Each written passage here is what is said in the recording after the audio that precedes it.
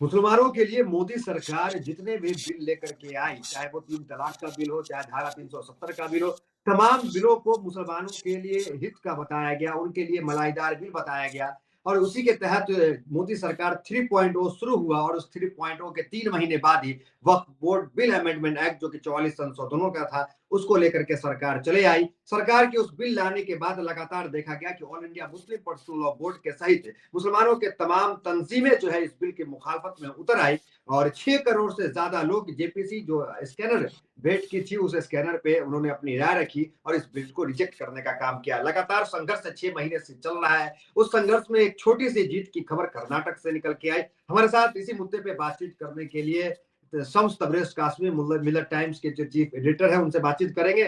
कैसे देख रहे हैं आप? तो लगातार स्टोरी कर रहे हैं, इस पे रिपोर्ट बना रहे हैं। वक्फ बोर्ड पहली जीत माने इसको कर्नाटक में जो हुआ? जी बिल्कुल, वक्फ अमेंडमेंट बिल के खिलाफ कर्नाटक की असेंबली में जो रेजोल्यूशन लाया गया है, जो बीजेपी को बड़ा झटका लगा है, एक बड़ी जीत है। क्योंकि कोई भी कानून अगर पार्लियामेंट से मंजूर हो जाता है तो उस कानून के पास हो जाने के बाद स्टेट के लिए भी जरूरी है कि उसको एक्सेप्ट करे। अगर स्टेट की तरफ से मुखालफत की जाती है, स्टेट की तरफ से विरोध किया जाता है कि इस कानून को हम अपने यहाँ लागू नहीं करेंगे, तो फिर एक तरह से सरकार को, सेंटर को पीछे हटना पड़ता है। क्योंकि जो हिंदुस्तान का ढांचा है वो विफाकी ढांचा है। सेंटर कोई भी कानून बनाता है तो स्टेट की रजामंदी भी जरूरी होती है। बगैर स्टेट की रजामंदी के कोई भी कानून नहीं बन सकता, क्योंकि स्टेट को ही अपने यहाँ उसे इम्प्लीमेंट करना होता है। तो बीजेपी ने वक्फ अमेंडमेंट बिल को दोबारा इंट्रोड्यूस कराने का फैसला किया है। वो बिल पार्लियामेंट में कहा जा रहा है ईद के बाद पेश किया जाएगा। बीजेपी ये भी दावा कर रही है कि इस मर्तबा उसके जो नंबर है पूरे हैं, मतलब जो एनडीए की पार्टियां है, नीतीश कुमार की पार्टी, चंद्रबाबू नायडू की पार्टी, चिराग पासवान की पार्टी, ये सब इस मर्तबा बीजेपी का साथ दे रही है। तो बीजेपी को कुछ कॉन्फिडेंस से मुकम्मल नहीं कि पार्लियामेंट से बिल पास हो जाएगा, लेकिन पार्लियामेंट से बिल पास हो जाने के बाद भी मसला रहता है स्टेट का, कि जब तक स्टेट की तरफ से अप्रूवल नहीं मिलेगा उस वक्त तक वो बाज़ाब्ता कानून नहीं बन पाता है।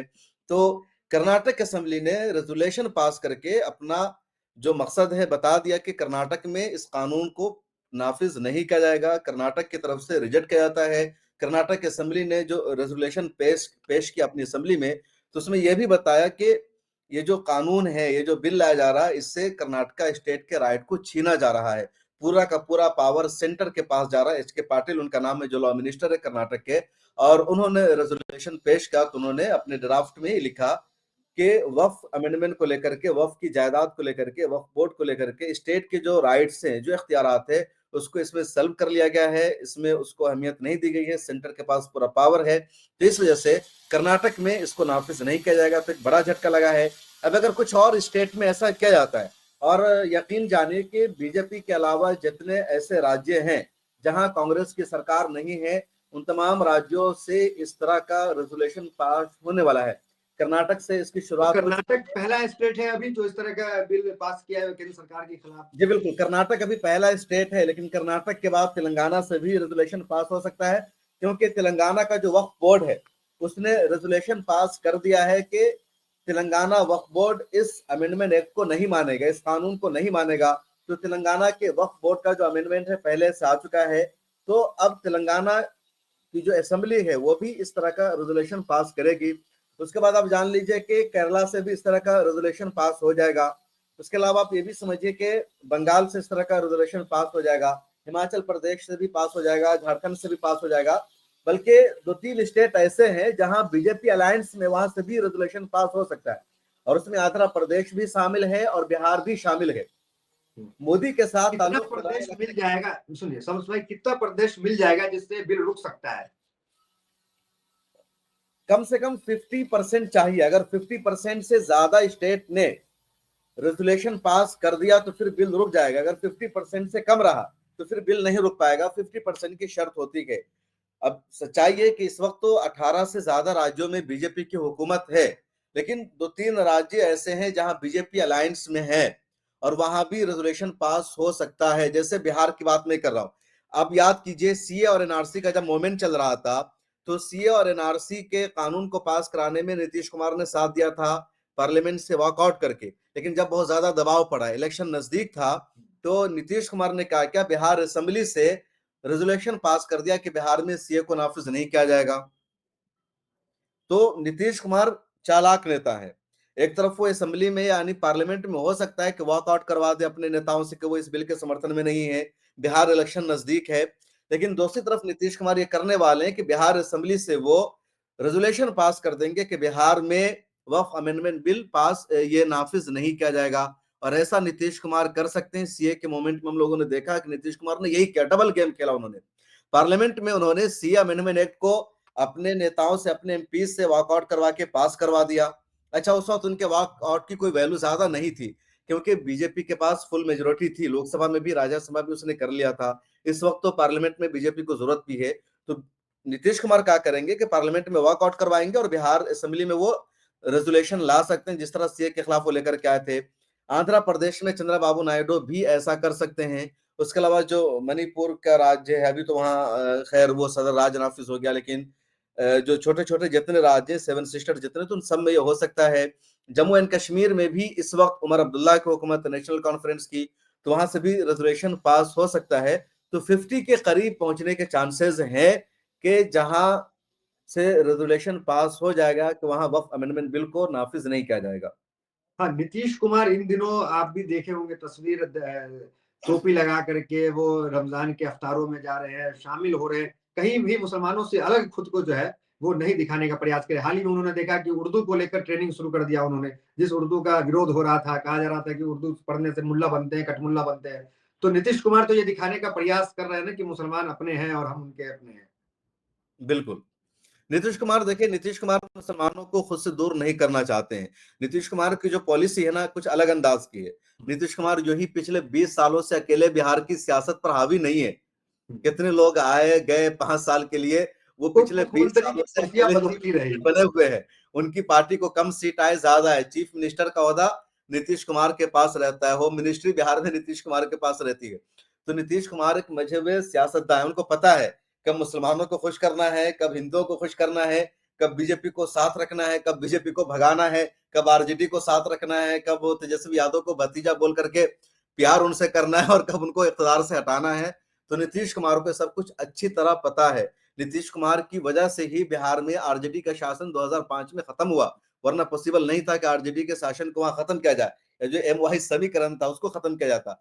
तो नीतीश कुमार को पता है कि किस समय कौन से पत्ते को खोलना है। नीतीश कुमार से ज्यादा माहिर कोई नहीं। तो नीतीश कुमार को पता है कि मुसलमान अगर हमसे नाराज हो रहे हैं तो कैसे उनको खुश करना है। अब जैसे देखिए, जैसे मुसलमानों में नाराजगी बढ़ने लगी कि वक्फ अमेंडमेंट बिल पर नीतीश कुमार मुसलमानों के साथ नहीं है, वो बीजेपी के साथ है। उनके नेता जेपीसी में मुसलमानों की वकालत नहीं कर रहे हैं। पटना में जेपीसी की मीटिंग हुई, तमाम पार्टियों के नुमाइंदे ने शिरकत की और जनता दल यूनाइटेड के नुमाइंदे ने शिरकत नहीं की। तो अगले दिनों में नीतीश कुमार ने एक फैसला कर लिया कि बिहार में तमाम सरकारी ऑफिसर को 2 घंटे के लिए उर्दू सीखना होगा। उर्दू मुतरजमीन की जो बहाली रुकी हुई थी, उनका उन्होंने अपॉइंटमेंट कर दिया, उनको बहाल कर दिया। तो मुसलमानों ने को लगा कि भाई नीतीश कुमार हमारा साथ दे रहे हैं। अब इफ्तार पार्टी होने वाली है नीतीश कुमार की तरफ से, टोपी पहन करके नीतीश कुमार जाने वाले हैं। तो नीतीश कुमार को अच्छी तरह अंदाजा है कि कब क्या करना है, और यकीनी तौर पर नीतीश कुमार खुद से मुसलमानों को दूर नहीं करना चाहेंगे। ठीक है, all India Muslim personal law board की बात कर लेते हैं और तमाम मिल्ली तंजीम जो लगातार इसका विरोध कर रहे हैं। खबर है कि 26 तारीख को, आपको भी सूचना आई होगी कि 26 तारीख को पटना में जो है गर्दनी बाग में all India Muslim personal law board विरोध प्रदर्शन करने वाला है। क्या विरोध प्रदर्शन क्या रूप आगे ले जाएगा या फिर ठंडा पड़ जाएगा, बिल पास हो जाए? नहीं, देखिए, विरोध प्रदर्शन अब बढ़ता जाएगा। जब बिल पार्लियामेंट में आता है तभी। ये प्रोटेस्ट अगस्त से ही शुरू होने वाला था, 2024 से, लेकिन ये बिल जेपीसी में चला गया। तो मुसलमानों ने कहा कि फिलहाल जेपीसी में मेहनत करने की जरूरत है। जेपीसी को बताओ कि क्या बिल में रहना चाहिए, नहीं रहना चाहिए। तो आपने देखा होगा 5 से 6 करोड़ मुसलमानों ने क्यूआर कोड के जरिए सजेशन जेपीसी को भेज दिया। तमाम मिली तंजीमों ने, दूसरी ऑर्गेनाइजेशन ने, एनजीओ ने मुलाकात की जेपीसी के चेयरमैन जगदम्बिका पाल से, और उनको कहा कि इस बिल में आपको क्या रखना है, नहीं रखना है। हर जगह मुसलमानों ने जेपीसी के जरिए अपनी बात पहुंचाने की कोशिश की। जब जेपीसी ने अपनी फाइनल रिपोर्ट सबमिट कर दिया, मुसलमानों के सजेशन को जेपीसी ने रिजेक्ट कर दिया, या अपोजिशन के जो एमपीज थे उन्होंने जो सजेशन दिया था, जो नोट दिया था, उसको जब जेपीसी में शामिल नहीं किया गया, तब मुसलमानों ने फैसला किया कि अब हमें सड़कों पर उतरना होगा, प्रोटेस्ट करना होगा। और पिछले दिनों यानी 17 मार्च को जंतर मंतर पर जो प्रोटेस्ट हुआ, तो तारीखी प्रोटेस्ट था। रमजान के महीने में रोजा रख करके हजारों की तादाद में मुसलमान वहां पहुंच जाते हैं, बड़े बड़े एमपीज वहां पहुंच गए, और लोग वहां पर खड़े रहे। पुलिस ने उनकी भीड़ को देखते हुए 2 बजे की जो परमिशन थी उसमें 1 घंटा कम करके उसको 1 बजे तक कर दिया। तो रोजा रख करके मुसलमानों का सड़कों पर उतरना, प्रोटेस्ट करना ये आसान बात नहीं होती, लेकिन मुसलमानों ने सब कर दिखाया। तो आप देख सकते हैं कि मुसलमानों की तरफ से एक बड़ा कंट्रीब्यूशन था, एक बड़ा कारनामा था, और ये जो सिलसिला है मुसलमानों का अब आगे लगातार जारी रहेगा। तो इसको हमेशा सीरियस लेने की जरूरत है कि मुसलमानों ने इसको पूरा करके दिखाया है, और यही वजह है कि उस प्रोटेस्ट की अपनी वैल्यू है। अब all India Muslim personal board ने और दूसरी मिली तंजीमों ने इस प्रोटेस्ट को आगे बढ़ाते हुए 26 मार्च को पटना के गर्दनी बाग में प्रोटेस्ट करने का सिलसिला शुरू किया है। और पटना का जो गर्दनी बाग है प्रोटेस्ट के लिए बहुत ज्यादा मशहूर है। हमेशा वहां प्रोटेस्ट होते हैं, प्रोटेस्ट की उसकी अपनी तारीख रही है, और यही वजह है कि उसके प्रोटेस्ट की अपनी एक वैल्यू मानी जाती है। तो all India Muslim personal law board, all India Milli council और जो दूसरी तंजीमें हैं, उनका जो प्रोटेस्ट है वो ज्यादा वैल्यू करेगा, उसकी अपनी एक अहमियत होगी। All India Muslim personal law board के जो जनरल सेक्रेटरी है मौलाना फजलुर रहीम मुजद्दिदी, उन्होंने एक स्टेटमेंट भी जारी किया है, उनकी वीडियो सामने आई है जिसमें उन्होंने अपील की है तमाम मिली तंजीमों से कि उनको पटना में आना चाहिए, बिहार में आना चाहिए, इस प्रोटेस्ट में हिस्सा लेना चाहिए। जो दूसरे मुस्लिम रहनुमा है वो भी वहां मौजूद रहने वाले हैं। तो इस तरह उस प्रोटेस्ट की बहुत ज्यादा वैल्यू बढ़ गई है, और मुझे लगता है कि प्रोटेस्ट का जो सिलसिला है आगे बढ़ता जाएगा। पटना के बाद जो अगला प्रोटेस्ट है वो होगा कहाँ, हैदराबाद में। विजयवाड़ा में प्रोटेस्ट हुआ, लेकिन उसकी ज्यादा अहमियत नहीं थी क्योंकि विजयवाड़ा को ज्यादा सीरियस नहीं लिया जाता है। लेकिन अगला जो प्रोटेस्ट होने वाला है वो हैदराबाद में होगा, और हैदराबाद में जो प्रोटेस्ट होता है उसकी आवाज बहुत दूर तक जाएगी। तो चंद्रबाबू नायडू को भी दबाव में आना पड़ेगा। उसके बाद मुंबई में प्रोटेस्ट होने वाला है, जयपुर में प्रोटेस्ट होने वाला है, कोलकाता में होने वाला है। तो जितने बड़े बड़े शहर है उन तमाम जगहों पर all India Muslim personal board ने प्रोटेस्ट करने का प्लान बना लिया। ये तमाम जितने प्रोटेस्ट हम अब तक देख रहे हैं all India Muslim personal board के, वो 1 दिवसीय होते हैं और 2 घंटे 3 घंटे में खत्म हो जाते हैं। क्या कोई आगे चलकर ऐसा प्रोटेस्ट देखने को मिलेगा जो किसान आंदोलन और शाहीन बाग जैसे आंदोलन का रूप ले सकता है, अगर सरकार जो है यही रुख दिखाएगी? देखिए, दोनों तरफ से टेस्टिंग चल रही है। हाँ। बीजेपी हुकूमत देख रही है कि मुसलमान क्या कर रहा है, सड़कों पर उतरने के लिए कितना तैयार है, कितना प्रोटेस्ट कर सकता है, नहीं कर सकता है, कितना दम है। बीजेपी ये टेस्ट कर रही है, इसलिए बीजेपी जो वक्फ बिल को पेश करने की बात है पार्लियामेंट में, उसके डेट को लगातार बढ़ा रही है। पहले बीजेपी ने अगस्त में पेश किया, उसके बाद बीजेपी ने इसको खुद से जेपीसी में भेज दिया, अपोजिशन ने एतराज किया। तो फिर पहली मुद्दत में, यानी जो पहला पार्लियामेंट का इजलास हुआ था दिसंबर में, नवंबर दिसंबर में, उसमें बीजेपी ने बिल को पेश नहीं किया पार्लियामेंट में, बल्कि जेपीसी की रिपोर्ट को बीजेपी ने और बढ़ा दिया, उसको एक्सटेंड कर दिया। अब बीजेपी के सामने रिपोर्ट आ चुकी है, तो पार्लियामेंट का जो बजट सेशन है उसका दूसरा दौर शुरू हो चुका है। तो पहले कहा गया कि 10 मार्च को बिल को पेश किया जाएगा, 10 मार्च को पेश नहीं किया गया। उसके बाद कहा गया 17 मार्च को पेश किया जाएगा, 17 मार्च को भी बीजेपी ने पेश नहीं किया। अब बीजेपी कह रही है कि ईद के बाद यानी अप्रैल में पार्लियामेंट में बिल को पेश किया जाएगा। तो बीजेपी लगातार डेट बढ़ाती जा रही है, हुकूमत की तरफ से डेट में इजाफा किया जा रहा है, ये चेक करने के लिए कि मुसलमान कितना दम दिखा रहे हैं, मुसलमान कितना सड़कों पर उतरने की तैयारी कर रहे हैं। उधर मुसलमान देख रहे हैं कि बीजेपी क्या कर रही है, बीजेपी क्या उसी तरह बिल को पास करेगी या उसमें चेंज करेगी, तरमीम करेगी। तो मुसलमानों का जो मोमेंट है वो भी धीरे धीरे शुरू हो रहा है। पहले मुसलमानों ने ऑनलाइन मोमेंट चलाया, पहले बंद कमरे में उन्होंने एहतजाज किया, ऑडिटोरियम में प्रोग्राम किए गए, मीडिया में आकर के डिबेट किया गया। अब मुसलमान एक तबका है, सवाल लेंगे, एक तबका जो सोशल मीडिया पे हमें दिखता है वो ये दिखता है कि वो कहते हैं कि वक्फ बोर्ड के अंदर जो लोग हैं वो लूटपाट मचाए हुए हैं, और जो है आम मुसलमानों को वक्फ बोर्ड की जो है वो फायदा जो नजर नहीं आता है। तो वही वो लोग सड़क पे उतरेंगे, वही लोग जाएंगे जिनको जो है जो लूटपाट करते हैं वक्फ बोर्ड के अंदर, आम मुसलमानों को फायदा नहीं पहुंचता है। ये जो तबका है ना, मुझे लगता है नासमझ है या उन्हें चीजों का अंदाजा नहीं है। एक होती है कि चीज 10 रुपया रखा हुआ, आप उससे कुछ फायदा नहीं उठा रहे, लेकिन कम से कम वो 10 रुपया एक जगह तो रखा हुआ है ना। लेकिन अगर कोई आता है और 10 रुपया छीन करके ले जाता है आपसे, तो तब आप क्या करेंगे? आपकी तो उम्मीद ही खत्म हो जाएगी ना कि कैसे आपको फायदा उठाना है। आपके अकाउंट में 10,000 रुपये रखे हुए हैं, आप उसका इस्तेमाल नहीं कर रहे। कोई बिजनेसमैन है, कोई मेमन होगा, कोई बनिया होगा, 10,000 से 10 लाख की बिजनेस कर लेगा। लेकिन एक आदमी के अकाउंट में 10,000 रुपया रखा हुआ, ठीक है, उसका फायदा नहीं उठा रहा है, वो यूं रखा हुआ है। लेकिन अगर वो 10,000 रुपया उसका कट गया, किसी ने उसके 10,000 रुपये को फ्रॉड करके निकाल लिया, तब वो कुछ कर सकता है, उसकी उम्मीद बाकी रहेगी।